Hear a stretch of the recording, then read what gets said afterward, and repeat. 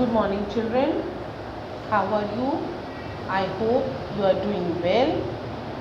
Today we will start our next chapter, chapter 2, our natural resources. Natural resources क्या होती हैं? जो हमें नेचर प्रोवाइड करता है. Okay? A resource from nature used to fulfill our needs is called natural resource. जो हमारी needs को फुलफिल करे और जो नेचर प्रोवाइड करे उसे हम कहते हैं natural resource. Natural resources are very important for the whole of mankind. पूरी मानव जाति के लिए बहुत इम्पॉर्टेंट है. Therefore it is necessary to conserve them. इसे बचा कर रखना भी बहुत ज़रूरी है ताकि फ्यूचर जनरेशन भी इसका सुख भोग सके. Given below are some sentences related to natural resources. यहाँ कुछ सेंटेंसेस हैं नेचुरल रिसोर्सेज से रिलेटेड. उसमें आपको करेक्ट वर्ड भरना है. Take out your pencil and start filling in the blanks. The first one, in India there are 4 major sectors: agriculture, power generation, domestic and industries. India को 4 sectors में divide किया गया है. पहला एग्रीकल्चर, यानी कि कुछ लोग मोस्टली जो पीपल हैं इंडिया के वो एग्रीकल्चरिस्ट हैं. Power generation, domestic and then industries. 4 sectors हैं इंडिया के. Where water resources are primarily utilise. जहाँ पानी की खपत बहुत ज़्यादा है वहाँ पे पानी की ज़रूरत पड़ती है इन सारे कामों के लिए.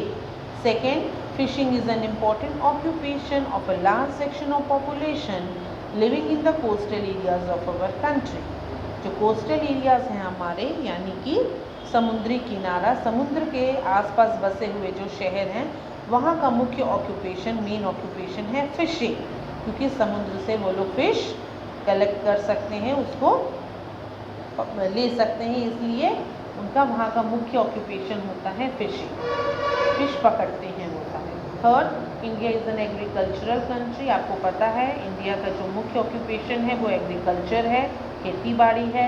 क्योंकि 70% पीपल इसमें इंगेज्ड हैं in agricultural practices. And India is the world's chief producer of tea. और टी यानी चाय पत्ती का मुख्य प्रोड्यूसर है इंडिया, और वो बाहर एक्सपोर्ट भी करता है.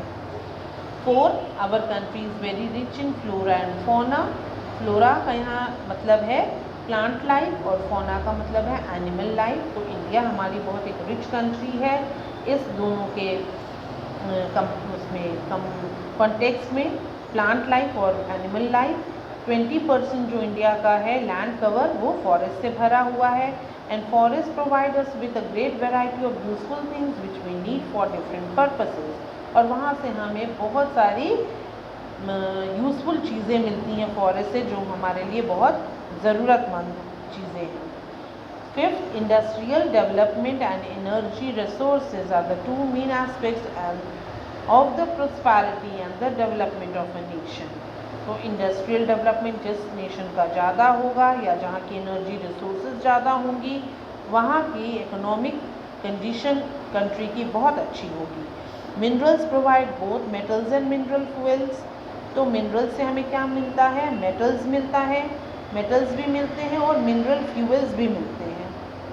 एंड दस help in the industrial development of a nation. और इस प्रकार ये हमारे इंडस्ट्रीज़ की डेवलपमेंट में भी हेल्प करता है. 6, coal, petroleum and natural gases are collectively called fossil fuels. Fossil fuels क्या हैं? जो पृथ्वी के अंदर बहुत मिलियंस ऑफ ईयर्स तक जब वो डिकम्पोज होते हैं तो वो फ्यूल यानी हीट प्रोड्यूस करने वाले पदार्थ बन जाते हैं और उन्हें हम फॉसिल फ्यूल्स बोलते हैं. जैसे कि कोल है, पेट्रोलियम है, नेचुरल गैस है. They are so called because they are formed beneath the earth's crust, though through decaying of buried plants and animals for millions of years. तो millions of years लग जाते हैं इनको बनाने में. 7, petroleum is pumped out and refined to obtain useful components such as petrol, diesel, kerosene, lubricants and paraffin wax. यानी कि petroleum जो है वो क्रूड फॉर्म में है और जब इसको हम रिफाइंड फॉर्म में लाते हैं, इसको साफ़ करते हैं, तो उसमें से बहुत सारे यूजफुल कंपोनेंट्स निकलते हैं जैसे petrol, diesel, kerosene, lubricants and paraffin wax. 8, natural gas is found in association with petroleum in nature.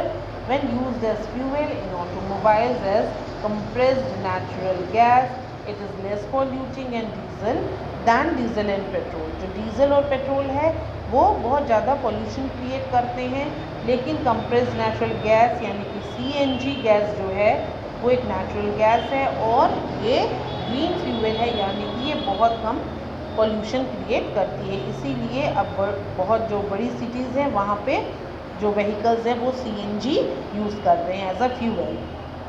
9. Biomass means waste from plants and animals. It includes animal waste, agricultural waste and waste of fruits and vegetables. It is a potential energy resource. Biomass mass क्या होता है? जो plant और animal का waste product होता है उसे हम या फ्रूट्स, वेजिटेबल्स, एग्रीकल्चरल वेस्ट सारा जो होता है वो जब डिकम्पोज होता है तो बायोमास फॉर्म करता है, जो कि एक टाइप का एनर्जी रिसोर्स है। 10th, wind power is being recognized throughout the world as an important, inexhaustible and pollution-free source of energy. जो wind power है, जो renewable source of energy है, इसको पूरी दुनिया इसकी इम्पोर्टेंस को जान रही है और क्योंकि ये pollution free source of energy है इसलिए हम इसे यूज़ कर सकते हैं ताकि हमारा वातावरण साफ रहे। नीचे देखिए, did you no in India 67% of the commercial need of energy is met through coal. It amounts to 60% of the total electricity generated. यानी कि जो कमर्शियल नीड है एनर्जी की वो 60% जो टोटल इलेक्ट्रिसिटी है वो कोल से प्रोड्यूस की जाती है इंडिया में। Okay, now turn to your next chapter.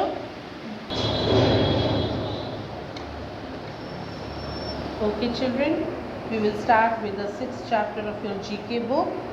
According to the syllabus, this is your next chapter. Can you guess?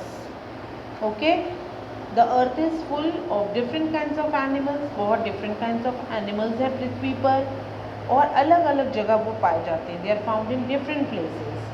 Okay, तो यहाँ बहुत सारे उनसे रिलेटेड क्लूज दिए हुए हैं और उनका जो जिसका नाम है वो उसका फर्स्ट अक्षर भी लिखा हुआ है, फर्स्ट लेटर भी लिखा हुआ है। You have to identify the name of the animal, इसके बारे में ये बात बोली जा रही है। Okay, the first one, it is a song bird found mainly in north, central and south America. It is extremely popular for its mimicry of calls and songs of other birds. ये जो bird है ये दूसरे की mimicry करती है, आवाज़ें निकालती है और ये नॉर्थ, सेंट्रल और साउथ अमेरिका में पाई जाती है। इस बर्ड का क्या नाम है? Mocking bird. Fill in with the word mocking bird. Second, it is an animal that looks like a bear. It lives in tree tops. It feeds exclusively on eucalyptus leaves and buds. It is found only in east Australia. East Australia में पाया जाने वाला ये जानवर beer के जैसा लगता है और ये पेड़ के ऊपर रहता है और यूकलिप्टस नाम का पौधा ये खाता है और इसका नाम है कोयला, KOALA, कोयला. The third one, it is found in the Terai region of India. Its number has reduced due to the destruction of its habitat. It is also known as barasingha. यानी कि ये तराई रीजन, इंडिया के तराई रीजन में पाया जाने वाला जानवर है, लेकिन ये अब धीरे धीरे कम होता जा रहा है क्योंकि इसके रहने की जगह इंसान ने डिस्ट्रॉय कर दी है जहाँ ये रहता है. तो इसका नाम है स्टैग और हिंदी में इसे बोलते हैं बारहसिंघा क्योंकि इसके 12 सींग होते हैं, हॉर्न्स होते हैं. The fourth one, it is a large carnivorous sea animal found in the Arctic region. It has 2 long tusks and a thick heavy neck. कौन सा जानवर है? वो है वॉलरस. ये सी एनिमल है, समुद्र में रहने वाला जानवर है जो आर्टिक रीजन में मिलता है और इसके 2 लॉन्ग टस्क होते हैं. ये देखिए, इसका यहाँ फिगर भी बना हुआ है, पिक्चर बनी हुई है और बहुत भारी इसका गला होता है, heavy neck. Fifth, it is an African fly which feeds on plant. It causes sleeping sickness. ये एक टाइप की फ्लाई है, इंसेक्ट है, ये अफ्रीका में फाइंड होती है जो हमारा खून चूसती है और इसके काटने से हमें सोने की बीमारी हो जाती है, स्लीपिंग सिकनेस। इसका नाम है tsetse tsetse fly. Okay, the next one 6, it is very large strong dog used specially in Switzerland in the past to find people lost in the snow।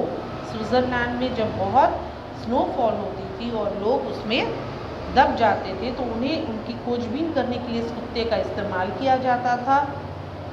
इस डॉग का नाम है Saint Bernard. Okay, ST stands for saint। The 7th one, it is one of the largest snake in the world। It is found in South America। A movie in English has been made on it। यानी कि ये south America में पाया जाने वाला एक बहुत ही huge snake है, बहुत ही बड़ा स्नेक है और इसके ऊपर एक मूवी भी बन चुकी है जिसके बहुत सारे पार्ट्स बने हैं। उस स्नेक का नाम है एनाकोंडा और उस मूवी का भी नाम एनाकोंडा ही है। 8, it is a small sized animal। Its appearance resembles a raccoon। It is found in the mountainous band from Nepal through northeastern India up to northern Myanmar। यानी कि ये जो एनिमल है बहुत छोटे साइज का होता है, ये एक रकून के जैसा लगता है। देखिए इसकी पिक्चर यहाँ बनी हुई है और ये नेपाल के माउंटेनियस रीजन में पाया जाता है। इसका नाम है रेड पांडा। ये रेड कलर का है इसलिए इसका नाम इसी पर पड़ा है, इसके कलर के अनुसार red panda. The 9th one, it is a cousin of the crocodile found in rivers of northern India। It has very sharp and pointed teeth for grasping slippery fish prey। यानी कि ये जो crocodile है ये एक type का crocodile है, crocodile family से ही बिलोंग करता है और इसके शार्प पॉइंटेड टीथ होते हैं जिससे कि वो मछलियों को पकड़ लेता है। इसका नाम है घड़ियाल, GHARIAL। The last one, it is well known for its ability to kill snakes by its agility and speed of attack. यानी कि ये बहुत ही तेज़, बहुत ही फुर्तीला जानवर है, एजाइल है और ये सांप पर भी अटैक करके उसको मार सकता है। इसका नाम है मोंगूज, जिसे हम हिंदी में नेवला बोलते हैं, मोंगूज। नीचे देखिए, did you know the Australian queen termite lays her eggs in a huge mud castle guarded by soldier termites and the termites collect tons of mud to build their towers that can be as much as 6 metres high and 30 metres wide. जो termite है, दीमक बोल लीजिए एक type का, वो Australian जो दीमक है, ऑस्ट्रेलियन क्वीन जो दीमक की जो क्वीन होती है, उस कॉलोनी की जो क्वीन होती है, जैसे बीज में भी कॉलोनी में एक क्वीन होती है, तो वो जो है जब अंडे देती है तो उसको प्रोटेक्ट करने के लिए जो और टर्माइट्स या सोल्जर्स बन के वहाँ खड़े हो जाते हैं और वो मड इकट्ठा करते हैं और वो वहाँ एक घर अपना बना लेते हैं जो 6 मीटर्स हाई और 30 मीटर्स वाइड तक हो सकता है। Okay children, have you noted down? Okay, thank you so much and fill in the blank, सारा भर लीजिए और कॉपी में भी ये सारे नोट्स को कंप्लीट कर लीजिए। Okay, thank you.